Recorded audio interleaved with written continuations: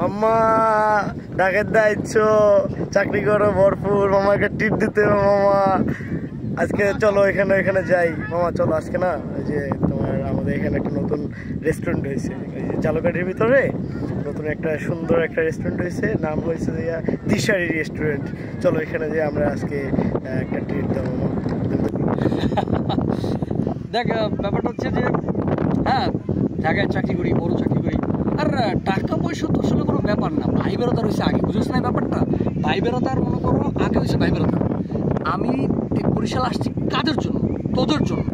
পকেটে money bag ভর্তি পুরো টাকা লয়ে আইসি, ভাঙমো পুরা চুরমো উড়াম তোর জন্যই তো।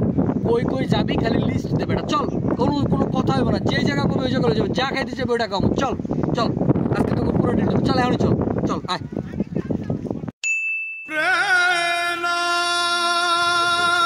কিরে মামা, তোর না ঢাকা যাওয়ার কথা গত পরশু, তুই এখন ওটা দেশে গে ঢাকা যাস নাই?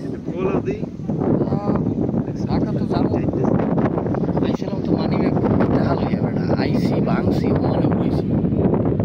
বন্ধু আমার হাতে তো টাকা পয়সা নেই বুঝছস, মানে জানি যাবো যে ভাড়া মনে তেল নাই জানো লইয়া বয়ে রয়েছি, রেস্টার বন্ধ হয়ে গেছে। আর কি করবো কর, কি যে করি।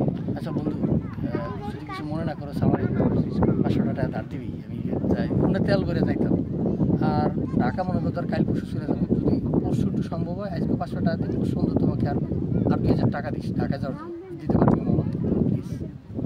কি টাহা কি গাছের পাতা যে গাছে লাড়া দিলি ঝক্কর ঝক্কর করে পরে? টাহা নাই মোটদারে। বন্ধু তুই এটা কইতে পারলি?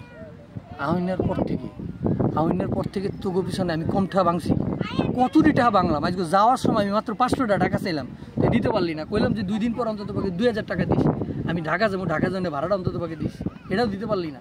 যাক বন্ধু তোকে ভালো করে চিনলাম, তোকে আমার চেনা হয়ে গেছে, ঠিক আছে টাকা লাগবে না, আমি ব্যবস্থা করে নেব, টাকা ভূতে জোগাড় দিবে, থাক তোরা।